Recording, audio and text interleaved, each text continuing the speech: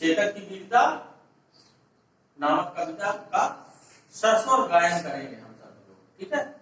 पहले मैं जो है गायन करूंगा, आप सुनेंगे, इसके बाद में मैं आपको दोबारा अभ्यास करवाऊंगा।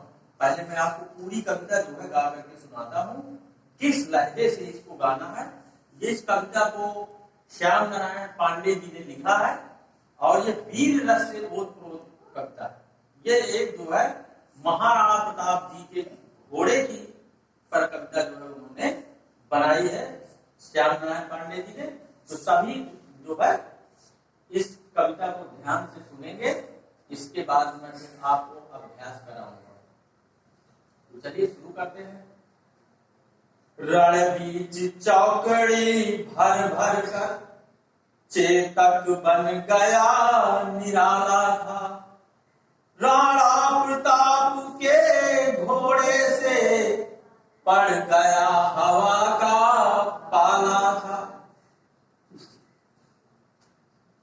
कवि कहते हैं रणबीच चौकड़ी भर भर कर, रणबीच, रण मीन्स युद्ध, ठीक है।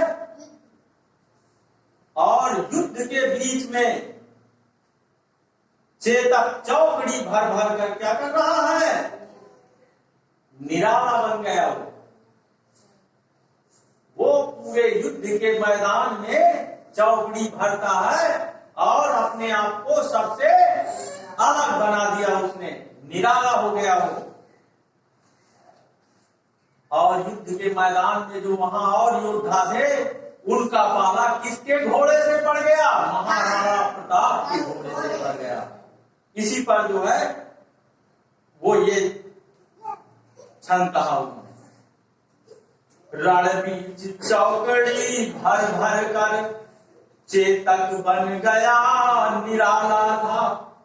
राणा प्रताप के घोड़े से पड़ गया हवा का पाला था। इतना जो है तेज था घोड़ा। आगे क्या कहते हैं श्याम नारायण पांडे जी, उस घोड़े की विशेषता बताते हैं। तो मन लगाकर सुनिएगा, ध्यान से सुनिएगा। मैं अगली पंक्ति कहूं,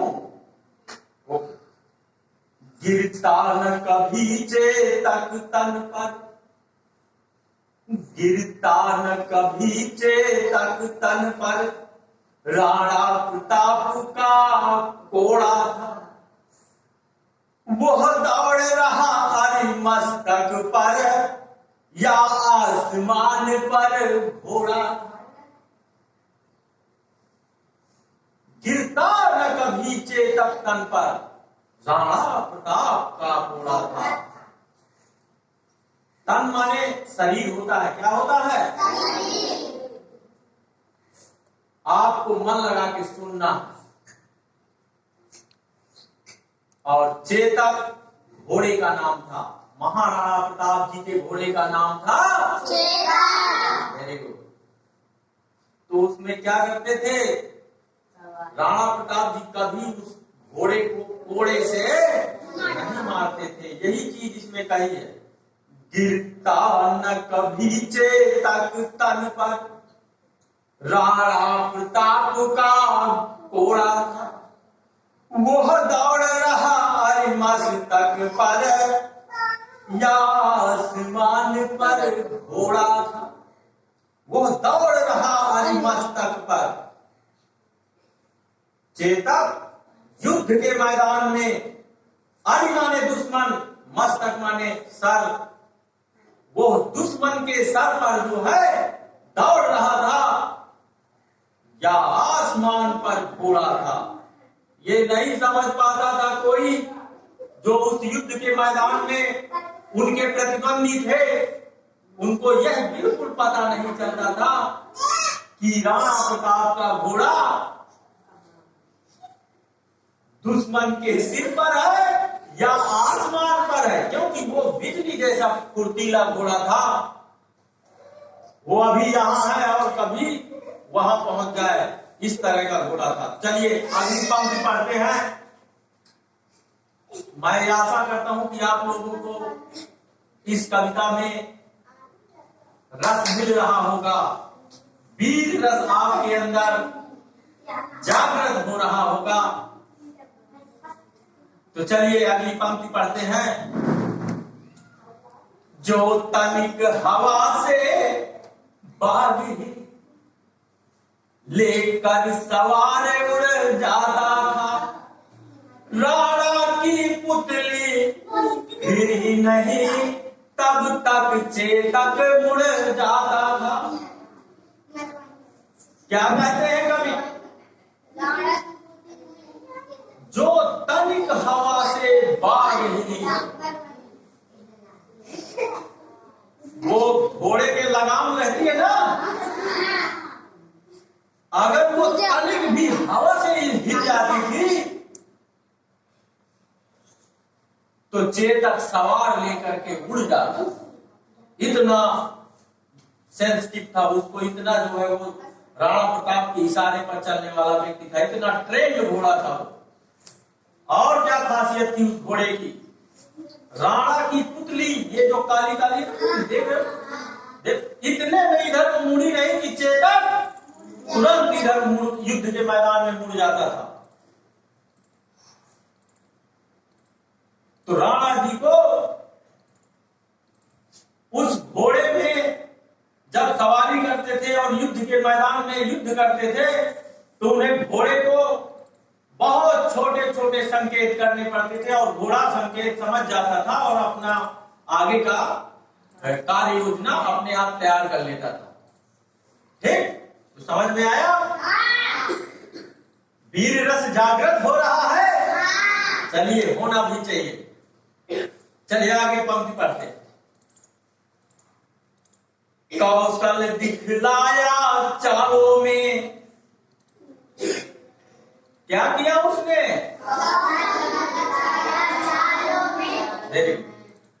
कौशल दिखलाया चालों में, उड़ गया भयानक भालों में, निर्भीक गया वो ढालों में, सरपट दौड़ा करवालों में। तो इसको भी समझते हैं क्या है? कौशल दिखलाया चालों में, वो जब चलता था घोड़ा तो अपना कौशल दिखा देता था, लोग देख के दंग रह जाते थे क्योंकि उसकी रफ्तार ही कुछ ऐसी थी। उड़ गया भयानक भालों में, और वो क्या करता था? वो उड़ गया भयानक भालों में, और वो जो है भयंकर जो है भालों में से उड़ जाता। ठीक है, निर्भीक गया वो ढालों में, और बिना डरे वो जो है ढालों को जो है धक्का मारते वो चला जाता, डरता नहीं। ठीक है, सरपट दौड़ा करवालों में, और कहां दौड़ा? जहां तलवारबाज थे। करवालों माने तलवारों के बीच जो है वो सरपट दौड़ जाता था। ये सारी बातें कवि युद्ध के मैदान की बता रहा है। अब इस पंक्ति में कुल 4 चीजें। पहली, कौशल दिखलाया चालों में, उसकी रफ्तार बहुत ही तेज, उड़ गया भयानक भालों में, और भालों जहां भालेबाज रहते थे तो वहां से वो जो है उड़ गया, भाला लिए बैठे रहे, वो उड़ गए।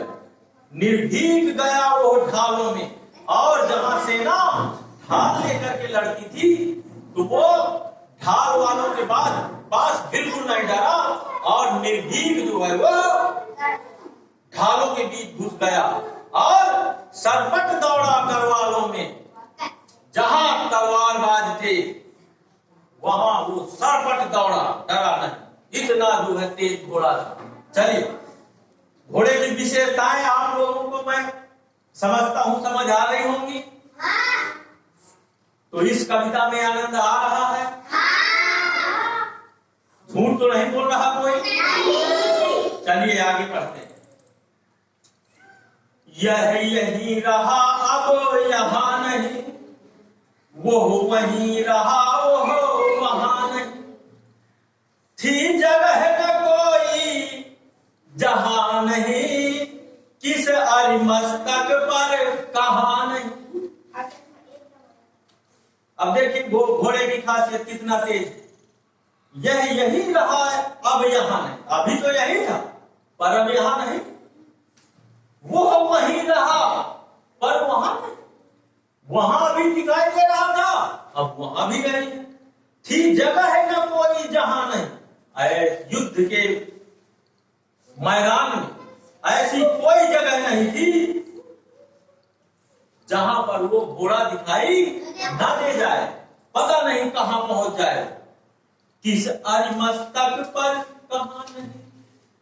अरि माने दुश्मन, मस्तक माने सर, दुश्मन के सर पर पता नहीं वो किस दुश्मन के सर पर कहां न पहुंच जाए। इतना जो है वो प्रशिक्षित और तेज घोड़ा था। कौन? घोड़े का क्या नाम था? बहुत अच्छा।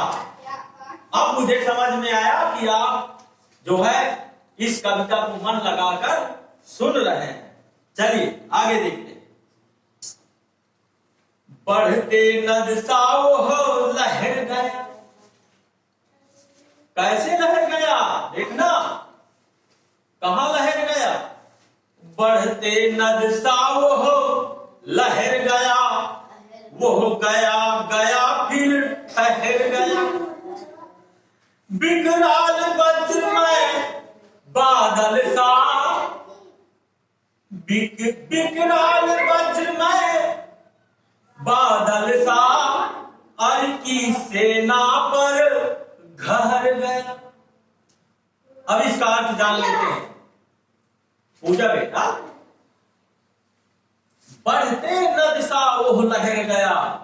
नद माने होता है बड़ी नदी, जो बड़ी नदी होती है उनको हम नद कहते हैं। बढ़ते नद सा ओह लहर गया, जिस तरह एक बड़ी नदी बहती है लहर लहर करके तेजी के साथ, उसी तरह वो घोड़ा नदी की तरह जो है वो लहर गया, वो गया गया फिर ठहर गया, वो गया और फिर अचानक वो ठहर गया। ये सब कहां हो रहा है? युद्ध क्षेत्र में, युद्ध के मैदान में ये सब हो रहा है कार्य। ठीक है, फिर आगे क्या करता? विकराल वज्रमय बादल सा, विकराल भयंकर, वज्रमय, वज्र कहते हैं जो बहुत कठोर होता है, विकराल वज्रमय बादल सा, भयंकर बहुत कठोर जो बादल होते हैं, जैसे ऊपर बिजली चमकती है, पत्थर जब गिरने लगते हैं तो वो बादल कठोर हो जाते हैं। ठीक है, उसी तरह अरि की सेना पर घहर गया। अरि माने दुश्मन की सेना पर वो जो है जा पहुंचा, अचानक सहसा। दुश्मन की सेना को पता भी नहीं लगा कि कब राणा प्रताप जी चेतक में सवार होकर हमारे पास आ गए। तो इसको एक बार और पढ़ते हैं, ध्यान से सुनिएगा, दोबारा आपको यह रट जाना चाहिए और इसी लय में आप भी कविताएं गाएंगे। भविष्य में आप लोगों को भी कवि बनना। ठीक है, कवि का मतलब ये नहीं है कि आप जो है अन्य काम छोड़ देंगे, ये भी टैलेंट विकसित होना चाहिए बच्चों में। तो आप अभी बच्चे हो, इसलिए आप लोगों को ये सीखना चाहिए। तो फिर से इसी को एक बार पढ़ते हैं। बढ़ते नद सा वह लहर गया, वह गया गया फिर ठहर गया, बिकराल वज्रमय बादल सा। कैसा? बिकराल वज्रमय बादल सा, अर की सेना पर घर गया, अर की सेना पर घर गया। अर्थ तो आप लोगों को पहले ही बता दिया मैंने। चलिए, श्याम नारायण पांडे जी वीर रस के बहुत अच्छे कवि माने जाते हैं। ठीक है, चलिए उन्हीं के द्वारा रचित अगली पंक्ति पढ़ते। भाला गिर गया गिरा निसंग, भाला गिर गया गिरा निसंग, है टापों से खन गया अंग। कहे से खन गया अंग? टापों से। है टापों से खन गया अंग, बैरी समाज रह गया अंग। क्यों? घोड़े का ऐसा। इसका अर्थ जान लेते। भाला गिर गया गिरा निसंग, जब चेतक अपने दुश्मनों के बीच राणा प्रताप को लेकर पहुंचता था, तो सामने वाले दुश्मन का भाला गिर गया, गिरा निसंग, और उसके तरकस गिर गए। और क्या हुआ? है टापों से खन गया अंग। है माने होता है घोड़ा, और टाप जो चलता है टापों से खन गया अंग। जब वो चलता, उसके टापों से, किसके टापों से? चेतक के। है माने घोड़ा, तो घोड़ा चेतक ही है। चेतक के टापों से दुश्मनों के अंग खन गए, इधर उधर हो गए, और जो बैरी समाज था, जो दुश्मन समाज था, वो दंग रह गया। क्यों दंग रह गया? घोड़े का ऐसा देखना। जिस तरह उन्होंने युद्ध के मैदान में चेतक ने अपना कर्तव्य दिखाया, अपना वीरतापूर्ण और कुशलता दिखाई, उस सब चीजों को देख करके बैरी समाज दंग रह गया। तो क्या इस कविता में कुछ आप लोगों को रस मिला? कविता अच्छी लगी? चलिए, बहुत बहुत धन्यवाद, आपने शांतिपूर्वक मेरी कविता सुनी। और मैं आशा करता हूं कि कल आप लोग इसमें कि पीछे जो मीनिंग्स है, मैंने वैसे सारी मीनिंग्स बता दिए हैं, जो इसके कठिन शब्द हैं वो बता दिया है, लेकिन जिनको नहीं आए वो पीछे से देख करके इसको घर से पढ़ेंगे।